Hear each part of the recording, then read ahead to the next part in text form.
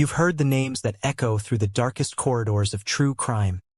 Dahmer, with his chilling depravity. Gacy, the sinister clown. And Bundy, the charming, ruthless predator. Their stories have been told and retold, dramatized, analyzed, and cemented in the public consciousness. But what about the ones who slipped through history, whose crimes were so profoundly disturbing that they rarely feature in primetime documentaries or top 10 lists? This episode pulls back the curtain on two horrifying individuals whose acts were so extreme, so utterly vile, that their narratives remain largely hidden, buried deep within court records and faded newspaper headlines. These are not the serial killers designed for mainstream consumption. Their brutality transcends mere entertainment. What you are about to hear isn't dramatized. It's real, it's raw, and it's disturbing. It is a necessary journey into the true depths of human evil, exposing men whose actions defy conventional understanding and whose victims deserve to be remembered. We begin with a figure whose grotesque acts stretched the very definition of human depravity, a man who truly crossed an unthinkable line. Our first subject is Joseph Roy Metheny, a name that should resonate with a shudder. Born in 1955 in Baltimore, Maryland, Metheny's formative years were a chaotic landscape of severe neglect and profound instability. His early life was marred by constant exposure to substance abuse, a destructive environment that likely stunted his emotional and psychological development. While he would later fabricate elaborate, often theatrical, stories of childhood trauma to evoke sympathy or manipulate those around him, the undeniable reality was a deeply troubled youth. These alleged tales, whether true or not, painted a picture of an individual who quickly learned to navigate the world through deception and a desperate craving for attention, qualities that would later underpin his horrifying criminality. This turbulent upbringing, characterized by a lack of stable guidance and pervasive dysfunction, created a fertile ground for the twisted impulses that would eventually consume him. Metheny presented himself as a large, imposing figure, often appearing unkempt and living on the fringes of society. He worked odd jobs, but his life was largely transient, marked by a sense of aimlessness that concealed the sinister nature of his true activities. His targets were not chosen for fame or specific characteristics beyond their immediate vulnerability. Metheny deliberately preyed upon those whom society had largely cast aside: sex workers and unhoused individuals. These marginalized groups, often living on the streets or in transient communities, were less likely to be immediately reported missing, and their disappearances were often met with less urgency from law enforcement. This grim reality provided Metheny with the perfect hunting ground, allowing him to operate with a terrifying degree of impunity, leaving a trail of vanished lives that went largely unremarked upon by the wider world. The system that overlooked these victims tragically created the conditions for his brutal spree to continue. The desolate fringes of society became Joseph Metheny's hunting ground. His victims, already marginalized and often overlooked, were drawn into his orbit through promises of drugs, a place to stay, or simple, deceptive offers of help. Once he had them isolated, the horrific reality of his true nature would reveal itself. Metheny's crimes transcended simple murder. They plunged into depths of depravity that defy comprehension. He confessed to the brutal slayings of at least 10 individuals, a number that authorities grimly suspect represents only a fraction of his true victim count. The very nature of his victims, primarily sex workers and unhoused individuals, meant their disappearances were often difficult to trace, leaving little immediate evidence for investigators to follow. This tragic lack of immediate attention allowed his terrifying spree to continue, unchecked and largely unnoticed by the wider public for years. Metheny's method was as grotesque as it was chillingly unique. After murdering his victims, he would often butcher their bodies, dismembering them with a disturbing proficiency. He didn't simply dispose of the remains. He processed them. Parts of the flesh were then stored in a freezer for later use, a macabre pantry for his unspeakable acts. What he did with this human flesh is what cemented his place among the most repulsive figures in criminal history. He mixed it into ground meat, incorporating it into beef and pork, and then, with unimaginable audacity, he used it to make burgers which he sold to unsuspecting strangers from a roadside stand near his home. He once recounted, with a chilling lack of emotion, His process: I cut up the meat and put it in some Tupperware bowls. Then I sold it to the public. This act of culinary cannibalism, feeding human remains to the unsuspecting public, stands as one of the most sickening transgressions imaginable, adding a layer of grotesque violation beyond mere murder. His victims met their end in various horrific ways and locations. Some were lured into his trailer, a confined space that became a final, terrifying trap. Others were murdered in open fields, their screams lost to the vast, indifferent landscape. Metheny's size and strength gave him an overwhelming advantage, allowing him to overpower his victims with brutal efficiency. The details of his atrocities, as revealed through his own admissions, painted a picture of calculated cruelty, a man who saw other human beings as nothing more than raw material for his perverse desires. Joseph Metheny's reign of terror finally came to an end in 1996, not through sophisticated detective work, but through a stroke of fortune for one potential victim. A woman, whom Metheny had abducted and taken to his trailer, managed a desperate and courageous escape. Fleeing to safety, she immediately contacted the police, providing them with crucial information that led directly to Metheny's arrest. When confronted by authorities, Metheny displayed an unnerving calmness. He did not deny his actions. Instead, he began to confess to multiple murders, revealing details that shocked even seasoned detectives with their sheer brutality and his chilling lack of remorse. He recounted his horrific deeds with a detached, almost casual air, as if discussing mundane everyday tasks, a terrifying demonstration of his profound disconnection from human empathy. Metheny was subsequently brought to justice, facing charges for his heinous crimes. He was convicted and sentenced to 2 life sentences without parole, ensuring that he would spend the remainder of his days in confinement, unable to inflict further horror upon the world. He died in prison in 2017, bringing a definitive end to his physical existence. However, the chilling reality of his monstrous nature lives on, immortalized by his own words. When asked about his crimes, Joseph Metheny famously stated, with a perverse sense of regret, "The only thing I feel bad about is I didn't get to kill more people." This final, chilling quote serves as a stark testament to the depth of his evil. A man who found no repentance, only a longing for further destruction. The Cannibal Killer leaves behind a legacy of absolute horror, a reminder that some monsters walk openly, their true nature hidden only until it is too late. From the overt, repulsive acts of a roadside butcher, our chilling narrative shifts to a different, arguably more unsettling form of evil. One cloaked in invisibility, a monster who blended seamlessly into the fabric of everyday life. This was Patrick Kearney, a man whose unassuming demeanor belied a monstrous secret, earning him the grim moniker, the Trash Bag Killer. His story is a terrifying illustration of how silent, calculated depravity can operate for years without detection, leaving a trail of victims simply discarded and forgotten. Born in 1939, Patrick Kearney presented as the antithesis of a flamboyant serial killer. By all outward appearances, he was an ordinary individual, intelligent, quiet, and meticulously organized. He worked as an engineer, a profession that speaks to a methodical mind, and lived in various locations across California, moving with a quiet efficiency that helped him evade suspicion. He was not a man who drew attention to himself. He was the kind of person you wouldn't look at twice in a crowd, a ghost in plain sight. This deliberate low profile, coupled with his cold, calculating nature, allowed him to commit horrific crimes over an extended period, operating in the shadows of a vast, unsuspecting state. Kearney's victims were primarily young men and boys, often those who were vulnerable or transient. He frequently targeted hitchhikers or individuals he encountered in gay bars, exploiting their trust or their search for connection. His method of killing was swift and clinical, designed for efficiency and minimal mess.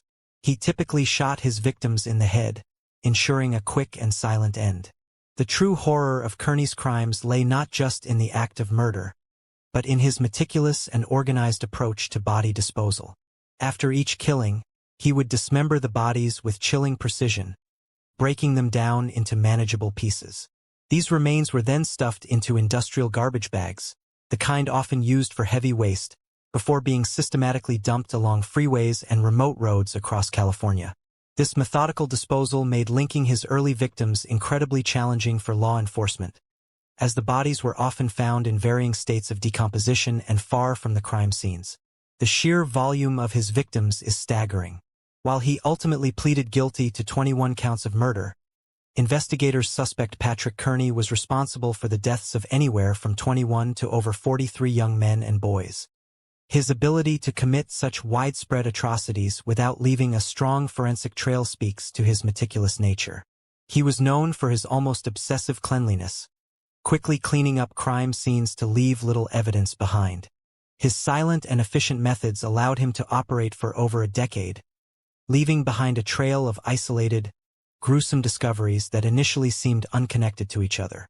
The fragmented nature of the remains and the vastness of the dump sites made it incredibly difficult for investigators to form a coherent pattern, allowing the trash bag killer to remain elusive for years, a terrifying phantom leaving death in his wake.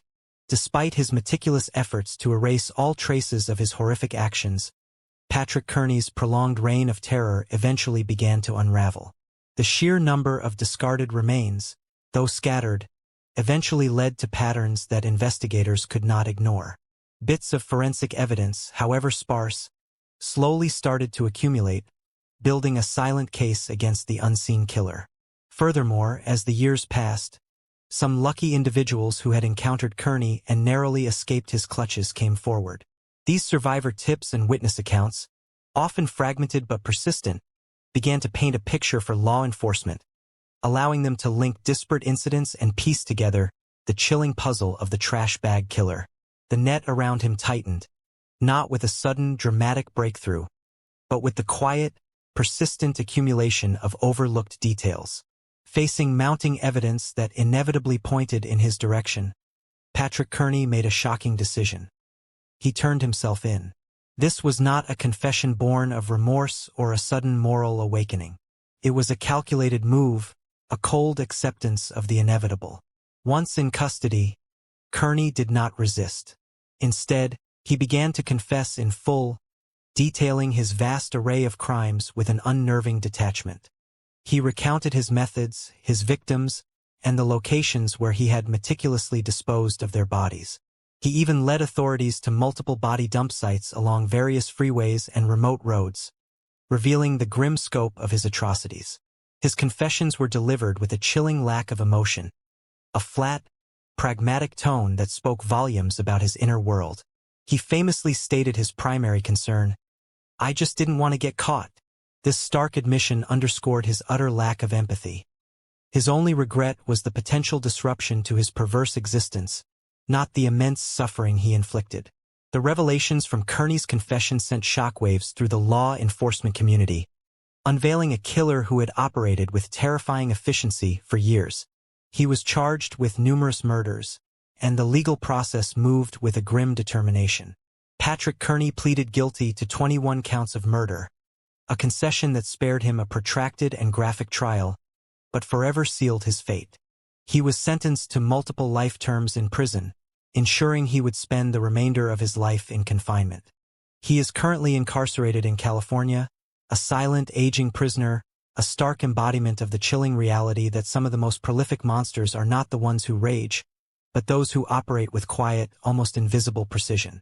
His continued incarceration provides a definitive sense of justice for his known victims, though the true extent of his brutal tally remains a haunting uncertainty. The stories of Joseph Roy Metheny and Patrick Kearney fundamentally challenge our common perceptions of serial killers.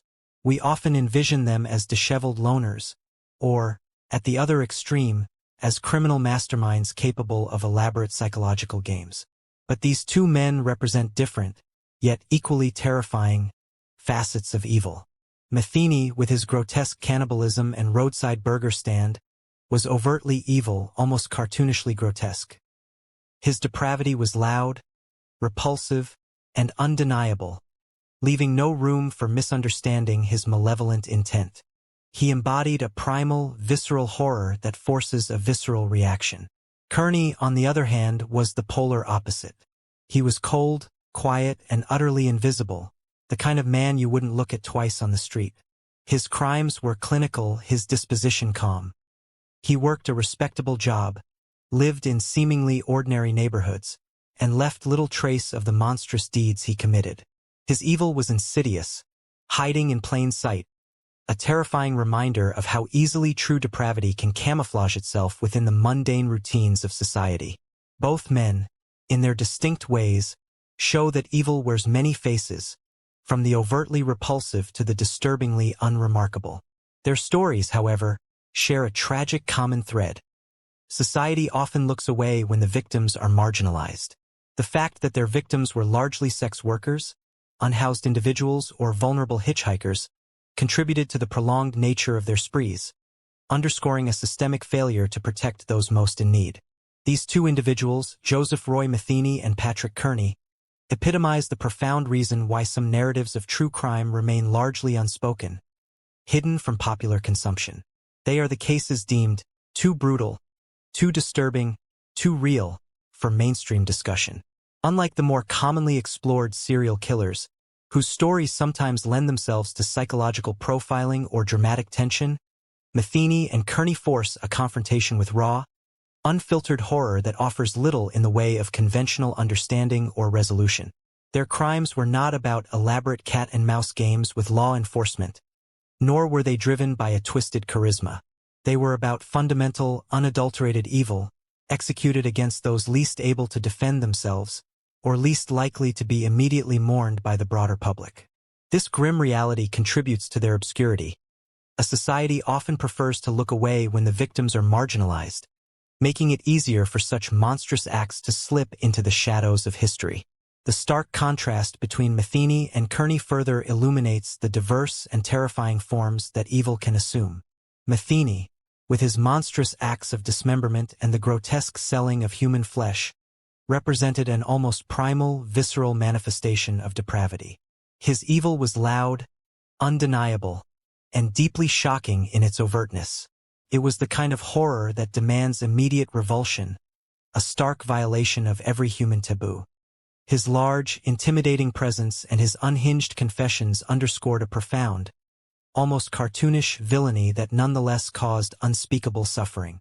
He was a force of nature in his brutality, his crimes leaving an indelible stain on the very concept of human decency. The sheer brazenness of his acts, culminating in the selling of his victims' remains, speaks to a complete detachment from reality and morality, a descent into a purely predatory existence. His story challenges our capacity to comprehend such malice, placing him outside the typical psychological frameworks applied to serial killers, making him genuinely difficult to process or categorize. In chilling opposition, Patrick Kearney's brand of evil was far more insidious precisely because of its quiet, almost professional nature.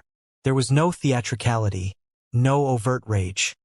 He was the epitome of the invisible monster, the kind of man you might pass in the grocery store, or whose quiet demeanor at a social gathering would never raise an eyebrow. His crimes were characterized by cold calculation, precise execution, and a methodical disposal that spoke of a chilling efficiency.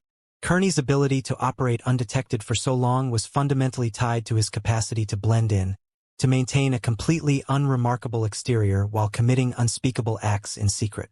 He highlights the terrifying reality that the most dangerous individuals are not always the ones who stand out. Sometimes, the deepest darkness resides within the most unassuming packages, hidden behind an ordinary job and a quiet life. This insidious type of evil is arguably more frightening because it shatters our sense of security in the mundane, forcing us to confront the uncomfortable truth that malevolence can reside anywhere, even next door. Both of these men serve as stark reminders that the face of evil is multifaceted. It isn't confined to a single profile or a predictable pattern. It can be flamboyant and repulsive, or it can be cold, calculating, and utterly invisible. But in both cases, the common thread is the profound vulnerability of their victims. These were individuals living on the fringes, often disconnected from strong social safety nets, making them tragically easy targets. Their disappearances frequently went unnoticed or unprioritized, allowing these killers to accumulate a horrifying number of victims before justice, often through sheer chance or the desperate courage of a survivor, finally intervened. These are the stories that compel us to look beyond the sensationalized headlines and confront the truly disturbing aspects of human behavior. They force us to acknowledge that while we might fear the monsters in our fictional stories, the real monsters serve you food at a roadside stand or drive past you with a silent, unsettling smile. They are the insidious truth behind the comforting lies we tell ourselves about safety and normalcy.